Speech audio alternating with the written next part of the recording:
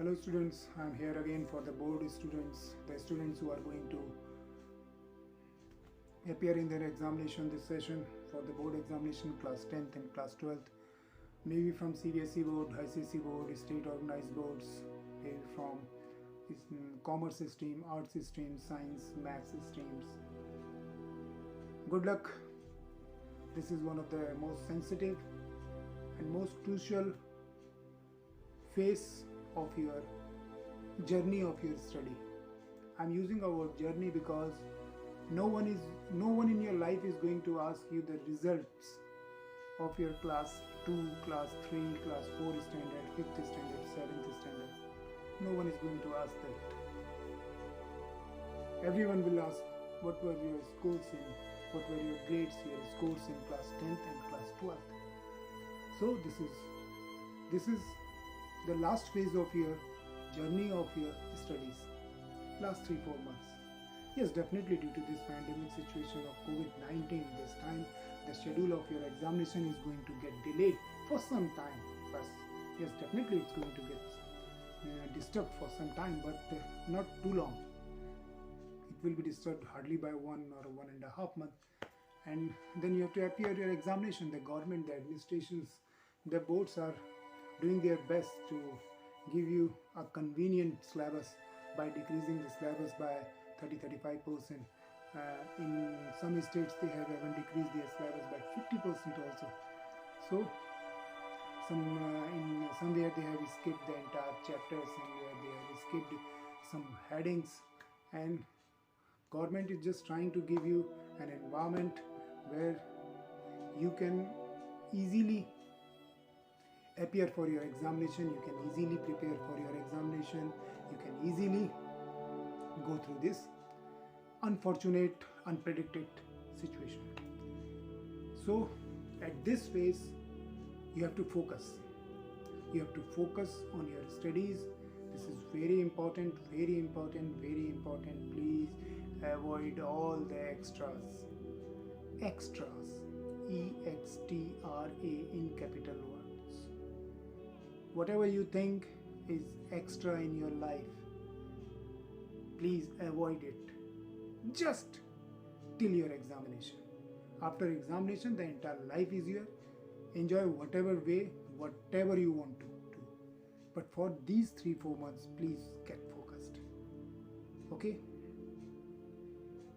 Till now, if I am not wrong, you have gone through your entire syllabus, the prescribed syllabus which is going to come in your board examination. More or less all the topics you have gone through. Some of the topics you are clear in some of the topics, which some topics are still pending, where you want your concept to be cleared. You are trying your level best. Not even you, even the teachers are working very hard for you to give you the best guidance, whatever ways, whatever possible methods are available, either it's through online, either it's through slides, email, or by personal visits also, to some following the limitations being forced by the government to fight with this unfortunate COVID-19 situation. So everyone is trying their level best. You too are prepared for your examinations. Keep preparing. I'm going to tell you some of the points which are very basic points which more or less every student knows, but generally we don't give importance to those points. And this is one of the reasons I'm here to tell you that the basic points plays a vital role when it's about examination, it's about your scorecards.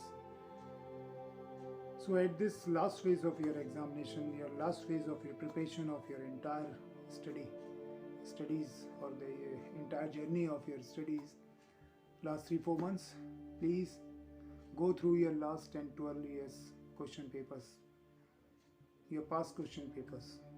Either you are from ICSE board or either you are from CBSE board or the state organized board. These question papers are available online. You can find them in Google also. You can find in the market also. And prepare a chart. Complete a chapter. The simple way. Complete a chapter. After completing a chapter, go through your 10-12 years question papers. How many questions are there from this chapter which you have completed? Make a table. I will say in a 3-part. A table of 3 segments. 1-word answers, 1-word questions, short questions and long questions. You will find that there are certain topics which are generally covered under 1-word answers, or in other words which you call the small questions, or you can say 1-word answers means MCQ, multiple choice questions. You will find some certain topics are there which are generally covered in last 10-12 years as a small answers, and there are some topics which always covered under the long answer format. So make a table. After completing a chapter, make a table in 3 parts. How many questions are there from this chapter in last 10-12 years, in 1-word answer, in small answers and in long answers. Right? You will get a layout. You will get a layout of how you are going to prepare your chapter. It is going to help you a lot. Work on your weaknesses. Personally I have seen that we have a lot of knowledge on a certain topic, but when we start writing, we don't find words, we don't find the explanatory notes that how we are going to write this answer. This is your weakness. After knowing the in-depth knowledge, after having the in-depth knowledge of a certain topic, you are unable to write it down. It is your weakness. Work on it. Repetitively keep on writing. Repetitively keep on working on your terminologies, what you are going to use for that certain answer. It's a small answers. You have to use a certain type of terminologies. Where there is a long answer, you have to use certain type of terminologies to explain your views, to explain your knowledge, to explain your in-depth hold on that topic. So work on your weaknesses. If you think you are not so fluent in writing, keep writing your answers. Sometimes it has been seen that due to poor skills in arts, we don't have good skills in arts. Arts, I mean to say sketches, when you are drawing something. Generally the science students neglect the diagrams. Why? Because they had a mindset that we are weak in arts. We never get good scores, good grades in art subject. So they generally neglect the diagrams. This is a blunder. You have to work out on your diagrams. No matter it looks, don't go for the beauty of the diagram. Because the diagram is a sketch where we have to give a shape to a certain thing with a proper labeling. No matters 10 to 20% it's left and right. The sketch is not so beautiful, but the shape shows yeah, it is that certain object which has been asked, and the labeling, the points which you have mentioned in the diagram are exactly on the same position where they have to be. So please work on your diagrams, work on your headings. In long answers, generally we give long answer in a paragraphic form.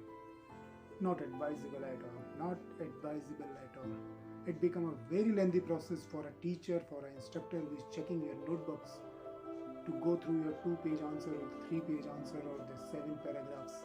In spite of putting 7 paragraphs, you just give 5 paragraphs with a proper heading.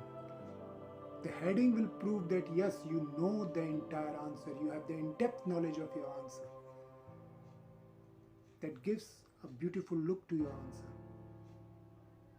And you will score a very good marks in those answers where you are putting your diagrams, where you are putting your headings, where your writing is neat and clean, your formulas. If these are some of your weaknesses, please work on it. Don't avoid them. It is very important. Fix your priorities in your topics. When you are preparing for your examination, fix your topics, your priority in your topics. And from where you will find these priorities? The first point which I had discussed is when you are going through a single chapter, when you have completed a single chapter, you have gone through your entire 10-12 years of unsolved question papers, last year question papers, and noted down how many questions are there from this chapter in last 12 years. These are the questions which are generally in the segment of multiple choice question. These are the questions which are generally in short answers. These are the topics which are generally covered under long answers. Right? So this is going to help you to fix your priorities when you are selecting the certain topics. Which are the topics which you have, which needs an elaborate study, a descriptive studies. These are the topics जो आपको रटने हैं. You have to learn them by heart because these are the questions which will be in your question paper in the form of one word answer, multiple choice question. These are the small questions in between multiple choice question and the long answers. The concept has to be cleared. You have to use a different type of terminology when you are writing a short answer and a different terminology when you are using a long answers. Long answers are generally descriptive. Then the terminology can be theoretical to some extent, but by giving a proper diagrams, by giving a proper headings, you can make a good impact on your long answers. While short answers doesn't have that much of scope to give those headings, so the terminology should be practical terminology, not the theoretical one. If you are doing physics, if you are doing chemistry, if you are doing biology, in biology you are doing zoology, you are doing botany, or you are doing the papers of question paper, the questions of economics, the question of commerce, the question of literatures, then terminology has to be very refined when you are attempting short answers. Know the layout of the question paper. Try to find out the layout of a question paper. This is very, very important. After going through 10-12 years of question paper, you will find that these are in a 100 marks question paper. These are the total scores which covered under multiple choice question. I am giving an example. Suppose you have a question paper of 70 marks. 30 marks are for the practical examinations, the practical that you are performing in your laboratories, right? Remaining 70% has the theoretical part of your examination, and in that 70 marks, you are getting 15 marks. Suppose I am just giving an imaginary factor that let's 15 marks will be of multiple choice questions, 25 marks will be of long answers, and remaining 20% or the 20 marks are going to be for short answers. So you should know the layout of your question paper, because it's going to help you out that in which segment you have to give your priorities. Whatever point I am just trying to tell you are the very common point, but are very essential, which you cannot avoid. Please focus there. Have a smart study. Good luck. Good luck for your board examination. If still you have some confusion, if still you have some problems, I'm not telling about the subjective problems. I'm asking you about the problem when you are going through your subjects, when you are going through your studies, you are finding some trouble, some questions arises in your mind that then you can write it to me. It will be a great pleasure for me to answer your questions. Please feel free to write me anytime. It's always welcome. Thank you and have a nice time. Good luck again.